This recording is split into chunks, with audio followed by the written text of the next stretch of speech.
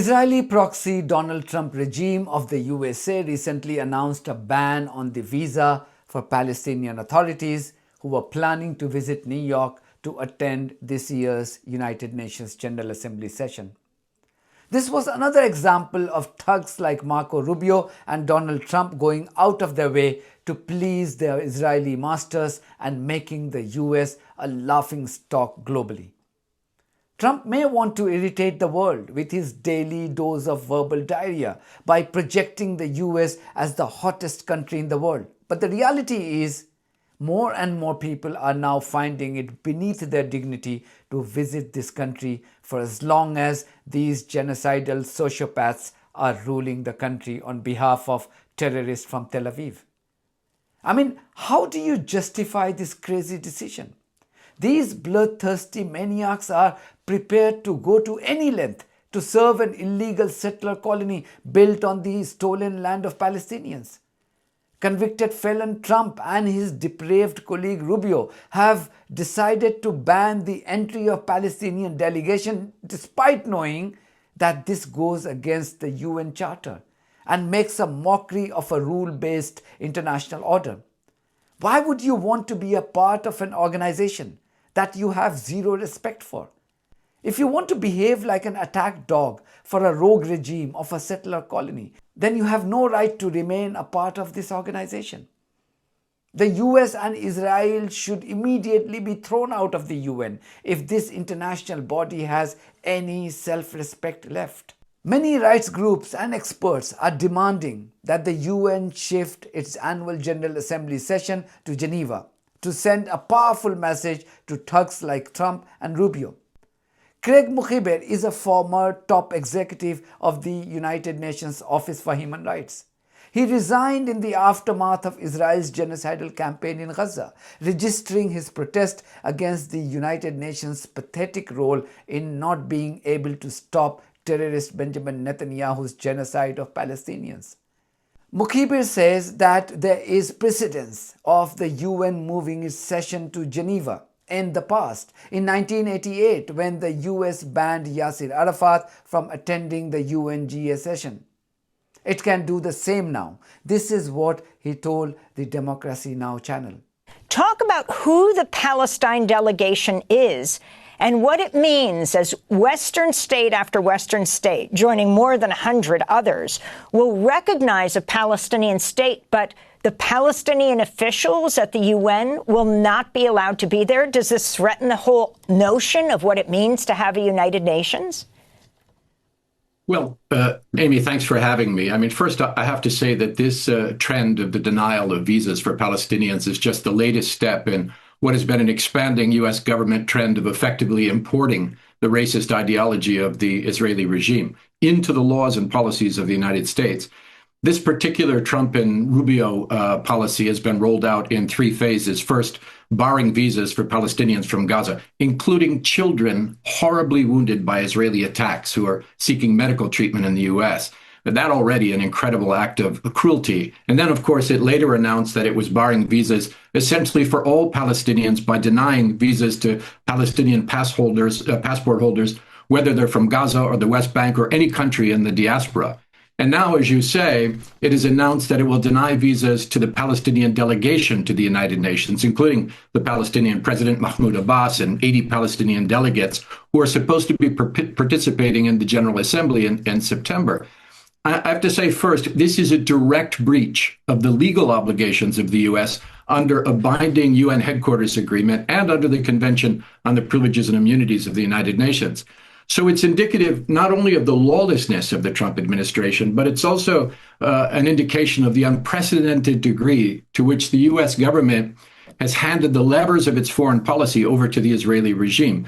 And the result has been further isolation of the U.S. on the global stage. And it is not lost to anyone who follows the United Nations that the U.S.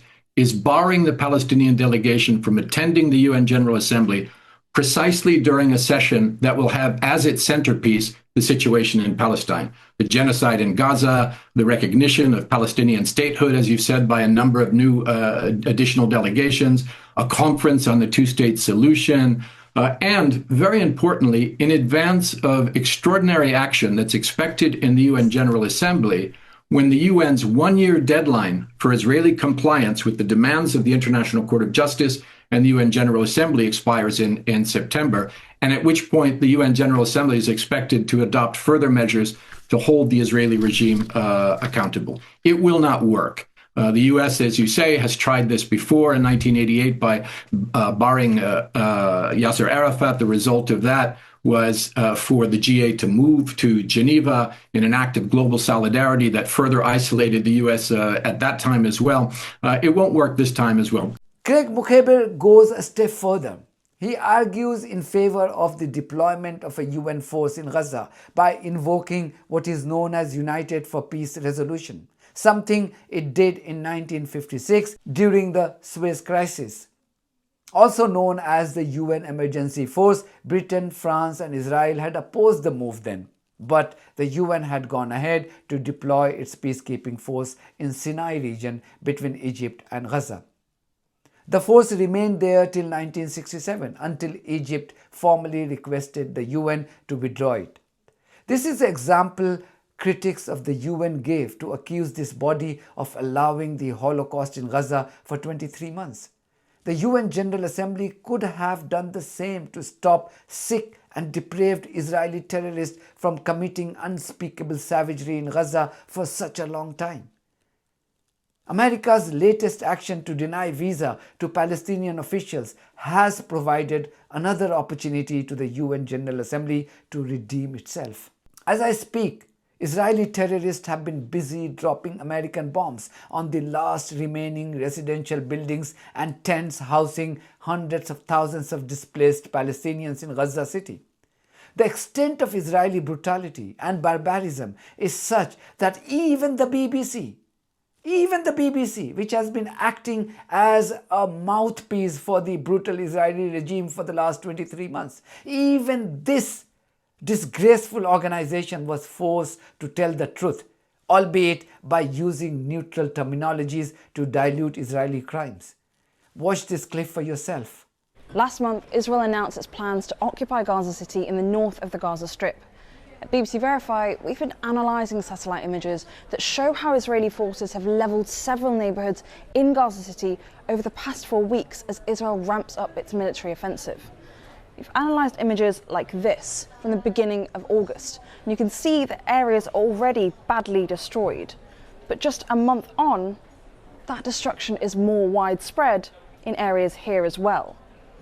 And this matches up with footage of intense bombing we've geolocated nearby, like this. And we've also seen on satellite images rows and rows of tents where Palestinians once took shelter who've already been displaced by the Israeli military campaign. Those tents have since disappeared. And here's another satellite image from the 1st of September. And you can see in these white circles what appear to be Israeli armoured vehicles. Now, only a day later, we see a number of buildings destroyed here in these areas highlighted in yellow. Now, in a statement to BBC Verify, the IDF said it was locating and destroying terror infrastructures embedded, among other things, inside buildings. Israel continues to say it won't stop until Hamas is defeated and all hostages are released from the 7th of October Hamas-led attack. But UN aid groups have warned that Israeli strikes are having horrific humanitarian consequences for displaced families sheltering in the city. So not only are Israeli terrorists bombing residential buildings, they are also busy bombing tents that provided shelter to Palestinians forcibly displaced from their homes by Israel and its Western backers. I asked Americans in one of my earlier videos why there wasn't any uprising against the Trump administration. And today there were reports of hundreds of thousands of people taking to the street in Washington, D.C. as people chanted "Free D.C." slogans against Trump. Of course, it was in relation to a domestic issue, but nonetheless, anger is mounting and people are willing to express it publicly. Let's see if these protests gain momentum in days and weeks to come.